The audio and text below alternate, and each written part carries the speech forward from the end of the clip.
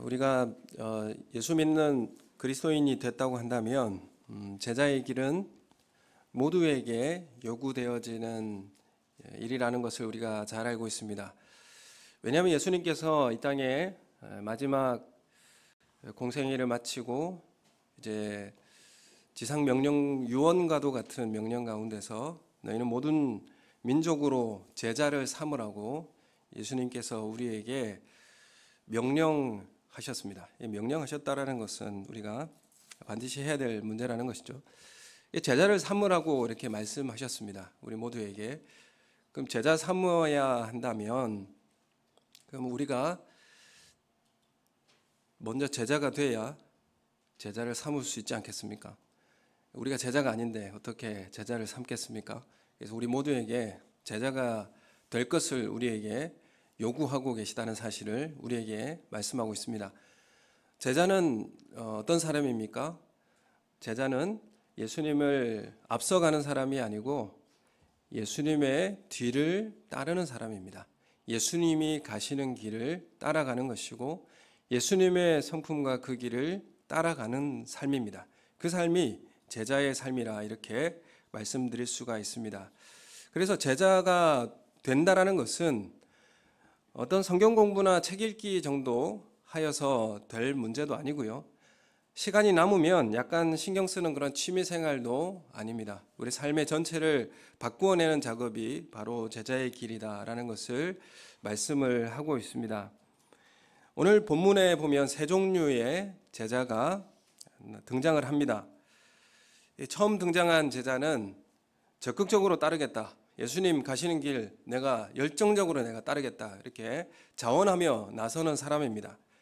그리고 두 번째 사람은 예수님께서 눈여겨본 사람 그 중에 한 사람을 지적하시면서 직접 부르셔서 나를 따르라 이렇게 말씀하신 사람이죠. 이게 두 번째 사람이고요. 그리고 세 번째 사람은 어떤 사람이냐면 제자로 따르고 가는 사람인데 마지못해 따르고 있는 사람의 모습입니다. 여러분 이 세 사람 중에서 여러분 어떤 제자의 부류에 속해 있습니까? 마태복음에는 이 8장에 두 사람의 제자를 소개하고 있는데 누가복음과 똑같은 내용입니다. 그 중에서 누가복음 오늘 말씀은 세 사람을 소개하고 있고요. 하지만 마태복음 두 사람을 소개하고 있습니다. 첫 번째 사람을 서기관이라고 소개하고 있고 두 번째 사람은 예수님께서 직접 말씀하셔서 따르는 제자 중에 한 사람이다. 이렇게 소개를 하고 있습니다. 예수님께서 지금 제자를 부르시고 제자와 함께 가자고 하는 이 요청 가운데서 어떤 상황 가운데서 이 일이 이루어지고 있는지를 살펴볼 필요가 있습니다. 오늘 오후에 제가 재직 세미나를 통해서 이 말씀을 다시 누가복음을 통해서 말씀을 드릴 터인데 누가복음은 9장에 예수님께서 예루살렘으로 올라가시겠다고 작정하시면서 시작된 일입니다.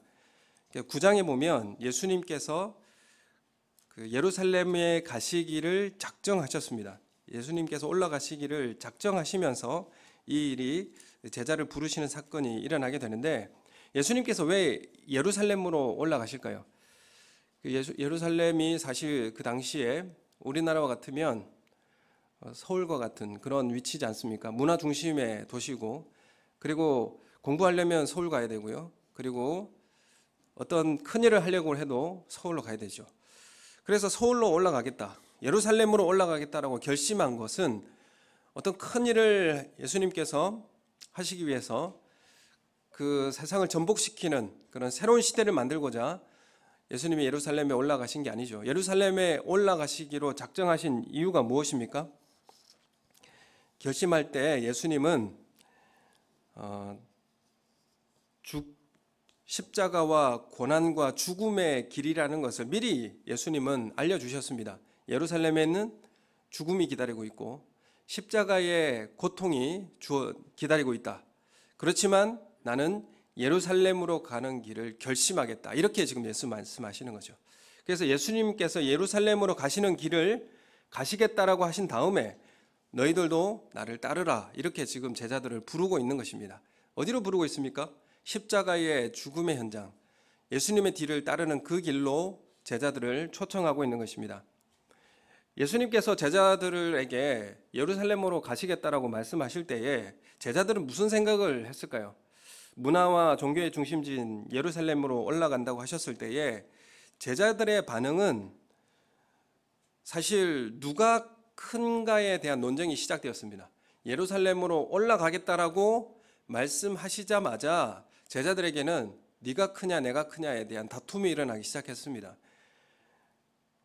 그리고 사마리아 지역을 지나갈 때는 호의적이지 않았던 그 지역 주민 사람들을 향해서 예수님께 이렇게 부탁하죠. 하늘의 불로 이들을 멸해버립시다. 이렇게 부탁을 했습니다. 왜 이 제자들이 예루살렘으로 가는 이 여정 가운데서 제자들이 이런 말을 할까요? 사실 예수님이 예루살렘에 올라가는 그 길을 제자들은 어떤 길로 여기고 있었냐면 왕의 행차로 여겼기 때문에 그렇습니다. 이제 왕이 가신다. 이제 세상을 전복시키고 예수님이 통치하는 그 나라가 될 것이다. 그러니 길을 비켜라는 것이죠. 근데 사마리아 지역 사람들이 호의적이지 않으니까 예수님 하늘로 불을 내려가지고 태워버리십시다. 이렇게 지금 심판의 메시지를 전하는 것입니다. 감히 우리를 어떻게 막아? 이런 생각을 제자들이 한 것이죠. 제자들은 지금 예수님께서 예루살렘으로 올라가는 것이 돈과 명예 그리고 권세들이 따라오는 길인 것으로 알았습니다. 예수님을 따라가면 권세와 명예가 따라오는 길일까요?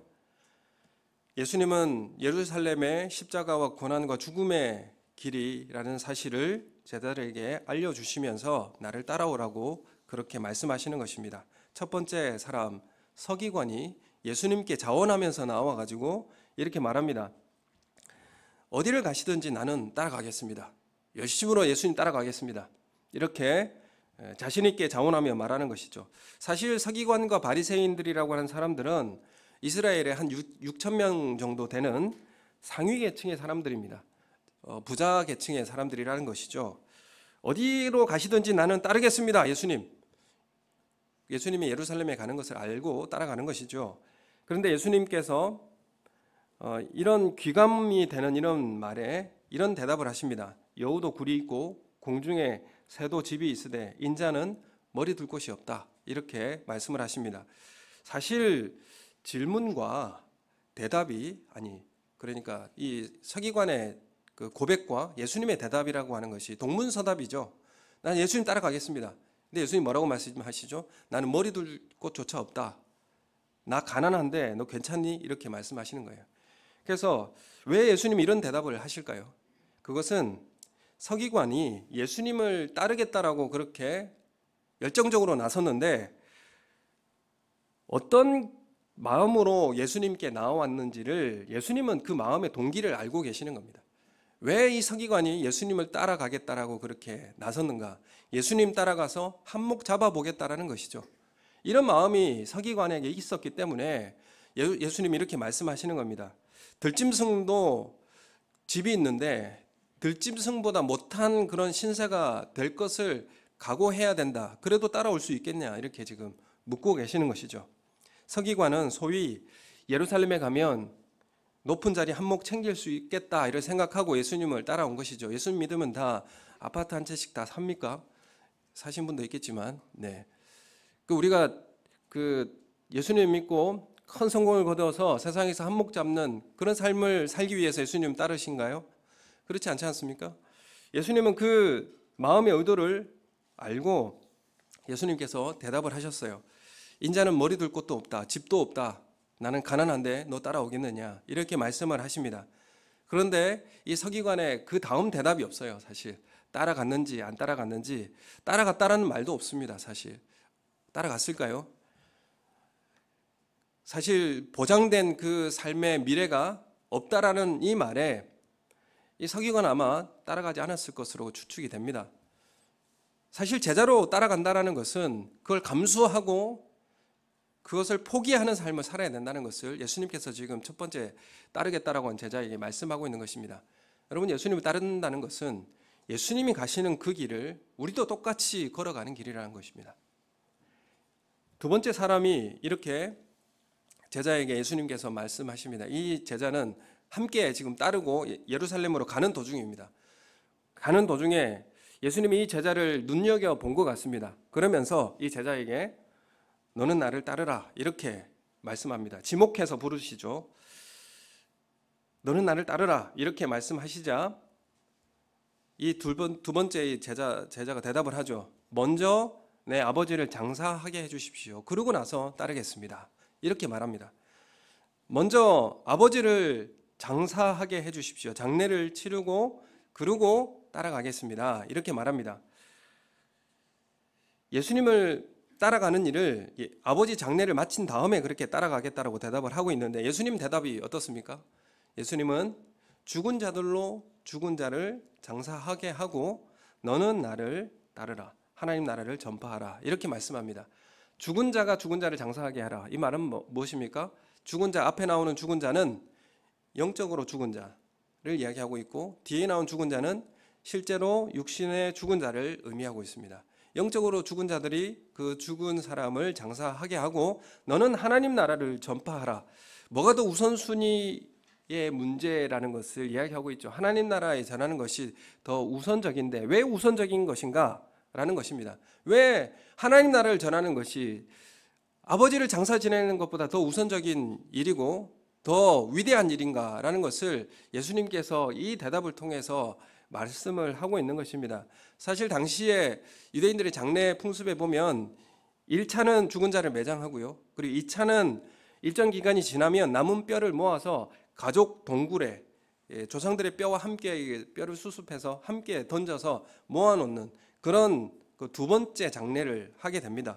제자는 아버지의 임종을 지켜보게 해달라는 것이 아니라 2차까지 뼈를 모으는 것까지 다 마무리하고 예수님 따르겠다라는 그런 말을 지금 하고 있는 것이죠. 그래서 제자의 길을 가는 데 있어서 예루살렘으로 가는 길에 있어서 예수님 그때까지만 예수님 기다려 주십시오. 지금 이렇게 부탁을 하고 있는 것이죠. 우리도 이런 부탁하지 않습니까? 예수님 대학 진학할 때까지만 좀 연기해 주시면 안 되겠습니까? 사업이 너무 바쁘고 회사 일이 너무 많아서 이 일만 마무리되면 예수님 따라가도록 하겠습니다. 자녀들 결혼시키고 독립하면 그때 열심히 주님을 따르겠습니다. 형편이 나아지면 그때까지만 기다려 달라는 그런 말을 지금 두 번째 제자가 하고 있는 것이죠. 자녀들 결혼시키고 독립하면 그때 따를 수 있습니까? 애들 봐야죠. 그 다음 또 뭐 합니까? 뒷바라지 해야죠. 그러니까 여러분 우리가 형편이 나아지면 따라가겠다. 이게 사실 그 말을 하고 목사님 뭐 일들만 좀 마무리되고 내가 생활이 조금 더 좀 나아지게 되면 그때 목사님 좀 일을 하겠습니다. 이런 분들 대다수 그 뒤에 다른 대답이 없어요. 예, 왜 그럴까요? 여러분 우리가 제자의 길이라고 하는 것은 먼저 예수님께서 죽음에 대한 문제 가운데서 더 우선적인 지금 일을 하라고 지금 이야기하고 있는 것인데 제자의 일은 무슨 일이냐 하면 그 죽음에 대한 고통과 절망에 대한 그 눈물을 닦아주는 일을 누가 하느냐? 제자가 하는 일입니다. 그 죽음의 의미를 바꾸어내는 사람이 바로 제자입니다. 그래서 하나님 나라의 복음을 전하라고 하는 것입니다. 제자는 이래서 그 죽음의 소망을 주는 일을 하는 사람이 제자들이기 때문에 이 일에 먼저 더 소망을 가지고 나를 따라오라. 지금 이렇게 말씀하는 것입니다. 산자로 하여금 죽음 앞에 서도록 만들어주는 것. 이것이 제자의 특권이자 제자만이 할 수 있는 위대한 사명이라는 것을 우리에게 말씀하고 있는 것입니다. 예수 그리스도의 제자는 죽음의 의미를 두려움과 절망이 아니라 소망과 기다림으로 만들어주는 이런 삶을 사는 것이 제자의 특권이라는 것을 우리에게 말씀하고 있는 것입니다.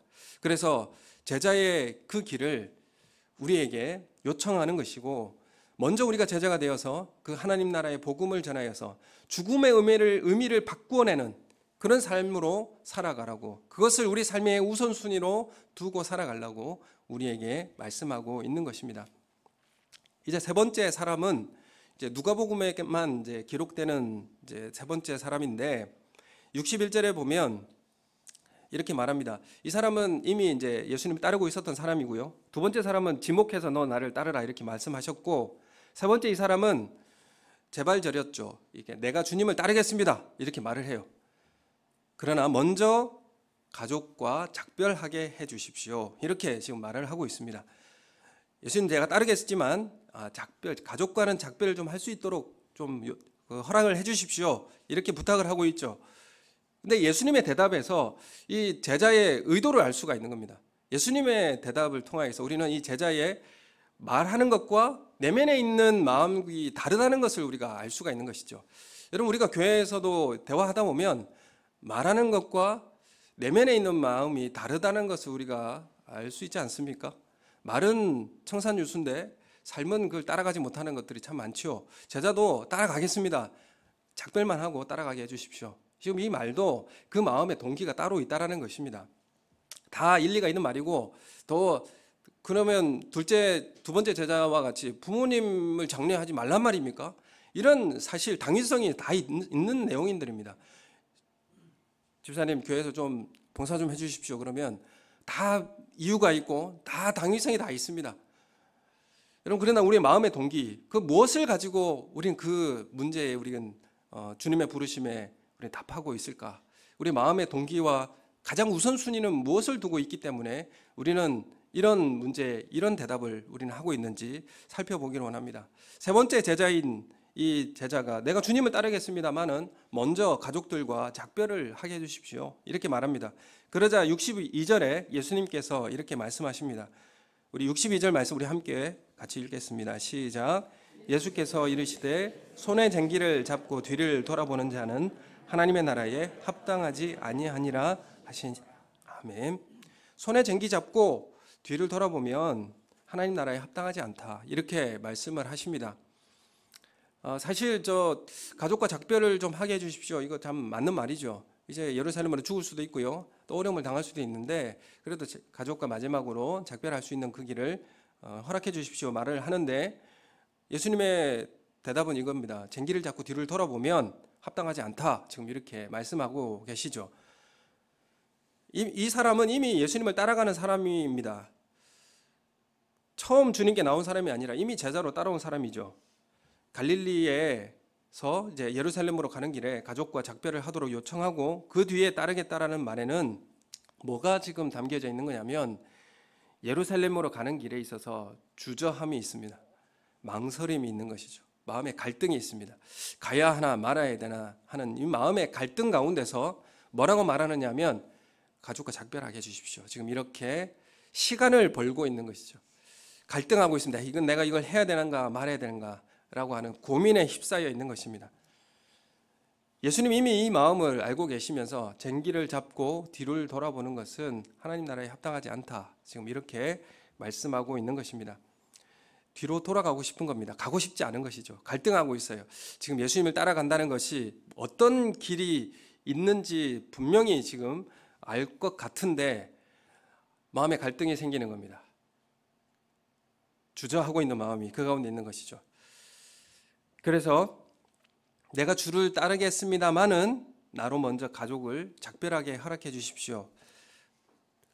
그렇다면 예수님의 숨겨진 질문은 뭐냐면, 무엇을 요구하였기 때문에 지금 이 제자가 이렇게 말을 할까요? 지금 나와 함께 예루살렘으로 갈 수 있느냐? 지금 이 질문을 지금 하고 있는 겁니다. 나와 함께 십자가를 지고 그 길을, 고난의 길 함께 갈 수 있느냐?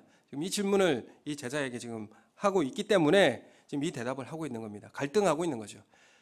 작별하게 좀 해주십시오. 잠깐 시간을 벌고. 이 마음에는 다시 뒤로 돌아가고 싶은 마음이 있는 거예요. 다시 이 길을 안 가고 싶은 마음이 있는 것입니다.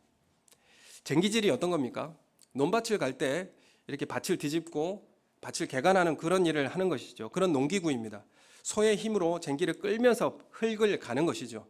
그래서 쟁기라고 하는 것은 소가 앞으로 나가면서 쟁기는 뒤를 따라가면서 흙을 파서 덮는 일을 합니다.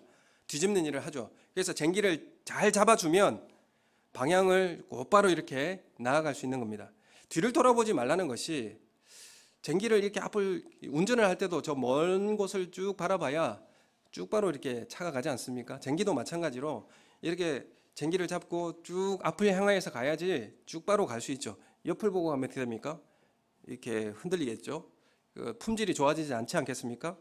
예수님께서 뒤를 돌아보지 말라는 것이 지금 쟁기질이 좀 서툴고 좀 품질이 좋지 않게 나와서 뒤를 돌아보지 말라고 하는 것일까요?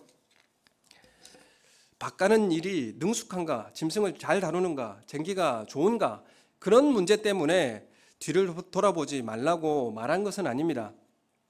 오늘 이 본문은, 이 말씀은 밭고랑이 휘어지거나 그렇게 되지 않도록 뒤를 돌아보지 말라는 것이 아니라 미숙할 수도 있고 능숙할 수도 있는데 나를 계속 따라오라고 지금 말씀하시는 거예요.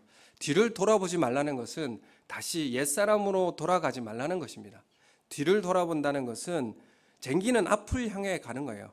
앞을 향해서 갈 때에 그 밭고랑을 좀 품질이 좋지 않게 서툴게 그렇게 갈 수도 있습니다.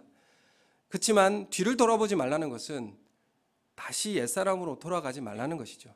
지금 머뭇거리고 있는 제자에게 여기서 중단하지 말고 옛사람으로 다시 돌아가지 말고 그 쟁기질 끝까지 하라고 지금 예수님은 말씀하시는 거예요. 지금 예루살렘으로 가는 그 길 중단하지 말고 머뭇거리지 말고 끝까지 나와 함께 가자. 이렇게 지금 예수님은 말씀하고 계시는 것입니다. 뒤를 돌아보아 밭고랑이 직선으로 만들지 못해서가 아닙니다. 과거로 돌아가겠다라고 그렇게 하지 말라는 것이죠. 뒤로 물러나고 있는 상황을 말하고 있는 것입니다. 지금 우리가 신앙생활을 하고 있는데 여기서 다시 뒷걸음치지 말라는 것입니다. 이전의 모습으로, 이전의 삶의 모습으로 돌아가지 말라는 것입니다. 지금 예수님과 함께 갈 것인가에 대한 갈림길에 놓여 있는 이 세 번째 제자의 그 갈등을 우리는 우리의 삶에서도 같이 느낄 수 있는 것입니다. 그럼 우리는 제자로 부르신 이 사명의 길에서 내 시간이 언제 끝이 날 것인지, 개인적 종말이 언제 올지, 개인적 종말은 무엇입니까? 죽음으로 우리의 개인적 종말을 맞이하지 않겠습니까? 우리의 개인적 종말은 언제 맞을지 우리는 알 수 없습니다. 지금 여기가 우리의 보내는 마지막 장소일 수 있고요. 또 이 기회가 마지막일 수도 있습니다. 그런데 이 시간이 우리에게 영원히 주어지지 않는 것입니다. 그래서 예수님은 뒤를 돌아보지 말라고 말씀하시는 것이죠. 우리는 쟁기를 잡고 있는 사람입니다. 주님의 제자의 길을 우리는 걸어가고 있는 사람들입니다. 갈아야 할 땅이 척박하고 단단할 수 있습니다. 이 밭이 정말 척박하고 힘든 땅일 수 있어요. 땅에 돌이 많아서 쟁기가 잘 나가지 않는 그런 고단한 쟁기지 될 수도 있습니다. 또 쟁기를 하는 실력이 좀 부족해서 너무 힘들 때도 찾아오고 밭고랑이 품질이 좋지 않게 그렇게 땅이 갈라지지 않을 수도 있습니다. 그러나 쟁기를 잡고 뒤를 돌아보면 안 된다는 것이죠. 다시 뒤로 돌아가면 안 된다는 것입니다. 쟁기는 뒤로 갈 수 없기 때문에 그렇습니다. 십자가를 향해 가는 삶에 뒤를 돌아보는 것은 하나님의 나라에 합당하지 않다라고 말씀하고 있습니다. 뒤로 물러나 후퇴하는 삶을 살지 말라는 것이죠. 오늘 예수님이 나와 함께 예루살렘으로 올라가자 이렇게 우리에게 말씀하고 있습니다. 예루살렘은 한몫 크게 잡고 성공하는 그런 일이 기다리고 있지 않습니다. 나를 알아주고 박수 쳐주는 그런 길을 예비하고 있지 않습니다. 그곳에는 십자가 지는 수치의 길이고 그리고 고난의 길이 환난이 있다라고 하는 그 길, 예수님은 마지못해서 등 떠밀려서 예루살렘에 가시지 않았습니다. 예수님은 결심하시고 결단하시고 예루살렘에 올라가겠다 그렇게 말씀하십니다. 두 번이나 그렇게 몇 번이고 예수님은 강조하시며 말씀하십니다. 여러분, 우리가 쟁기질이 좀 미숙할 수 있습니다. 우리가 신앙생활 하는데 좀 어떤 일을 할 때에 미숙해서 구불구불하게 만들어져도 예수님은 괜찮다고 말씀을 하십니다. 땅이 거칠어서 쟁기가 잘 나가지 않을 수도 있습니다. 세상 반대편에 나가서 위대한 일을 하지 않더라도 괜찮다고 말하고 있습니다. 어떤 교회에 큰 업적을 남기고 말이죠, 많은 사람들에게 추앙받는 그런 일 안 해도 된다고 예수님 말씀하세요. 예수님 그 쟁기 잡은 그 쟁기 묵묵히 끝까지 가라고 예수님 말씀하시는 겁니다. 여러분, 우리가 잡은 쟁기가 사실은 보잘것없는 일일 수 있어요. 아무도 알아주지 않는 일일 수 있습니다. 여러분, 근데 그 쟁기 잡고 다시 돌아가지 말라는 거예요. 어려울 수도 있지만 그 품질이 잘 나오지도 않고 좀 척박한 땅일 수도 있지만 끝까지 놓지 말고 쟁기질을 하라는 것입니다. 그리스 로마 신화에 다이달로스라는 전설적인 장인이 있습니다. 왕으로부터 괴물을 가두어서 가두어둘 그 미로를 만들라고, 미궁을 만들라고 하는 의뢰를 받았습니다. 그래서 그 미로를 만들었는데, 그런데 왕의 노여움을 사게 되면서 그 자신과 아들 이카루스가 함께 자신이 설계한 미궁에 갇히게 됩니다. 이 미궁의 설계자였던 다이달로스는 주변에 흩어진 이 새 깃털을 모아서 아들 이카루스의 몸에 밀랍으로 깃털을 붙여 날개를 만들었습니다. 왜냐하면 하늘을 날아서 이 미궁을 탈출하려고 하게 한 것입니다. 아버지는 이카루스에게 이렇게 당부를 합니다. 너무 높이 날아가면 밀랍이 태양에 녹아서 날개를 잃어서 떨어지게 될 것이고, 너무 낮게 날면 바닷물에 날개가 젖게 되니까 반드시 적당한 높이로 날아가라고 그렇게 경고를 해주었습니다. 이윽고 날개를 달고 하늘을 날기 시작한 이카루스는 자신의 모습에 우쭐해진 교만함에 경고를 잊어버리고 더 높이 날다가 밀랍이 녹아서 바다에 추락하고 말았습니다. 오늘 주보 앞장에 그림을 붙여놨는데, 브레일이 그린 이카루스의 추락이라고 하는 그림입니다. 그 이카루스가 있습니까? 그 보시면, 잘 찾아보시면 나옵니다. 그 잘 찾아보시면 바다에 배 밑에 보면 발 2개만 나와 있는 거죠. 추락해 있는 이카루스를 그려놓고 있습니다. 이카루스는 추락했는데 아무도 거들떠보지 않습니다. 사실 이거 숨은 그림 찾기인 것 같긴 한데, 주보에도 오타 찾기가 숨은 그림 찾기로 지금 나오고 있는데, 그 주보에 오타를 찾으면 제가 선물을 하나씩 드리고 이렇게 해야 될 것 같습니다. 식당 봉사자에 그 송경아 권사님 이름이 좀 바뀌어 있습니다. 양해를 구하고요. 눈은 크게 떠도 잘 안 찾아지더라고요. 어쨌든 매주 주보에 오타를 찾으면 상을 좀 하나씩 드려야 될 것 같습니다. 여러분, 이 그림을 보면요, 한 사람은 그 이카루스의 추락에도 개의치 않고 낚시를 하고 있습니다. 그 낚시 그 다리 이제 발 밑에 보면 이제 낚시를 하고 있는 사람이 있죠. 그리고 한 사람은 양떼를 치고 있습니다. 그리고 한 사람은 한눈 팔지 않고 쟁기질을 하고 있습니다. 우리에게 제자의 사명이라고 하는 것이, 당시 바다에 보면 큰 배를 가지고 대륙을 발견하고 말이죠, 새로운 신대륙을 발견하고 그런 위대한 일들이 막 울려 퍼지고 있던 그런 시대였습니다. 그러나 그런 일에 개의치 않고 묵묵히 낚시질을 하고 양떼를 치고 쟁기질을 하고 있는 사람들을 보게 됩니다. 브레헬은 뭘 그리고 싶어 할까요? 뭘 우리에게 알려주고 싶어 하는 내용일까요? 높게 나는 것이 중요한 것이 아니라 뒤에 물러나지 않고 앞을 바라보고 맡겨진 사명에 충실히 감당해내는 것, 그것이 우리에게 가장 중요한 일이라는 것을 우리에게 알려주고 있는 것은 아닙니까? 하늘 높이 솟구치는 이 원대한 꿈, 이런 기도 제목을 가져야 우리가 우리의 비전이고 우리의 놀라운 제자적 사명을 감당하는 그런 소망이 사실은 아닙니다. 지금 우리에게 맡겨진 쟁기질, 양을 돌보는 일, 물고기를 잡는 것처럼 생계를 이어가는 이런 일들이 하나님에게는 원대한 부르심이요, 우리에게 주신 위대한 사명이라는 것을 우리에게 말씀하고 있는 것입니다. 여러분, 내가 어떤 위대한 일을 해야 내가 위대한 것이 아니죠.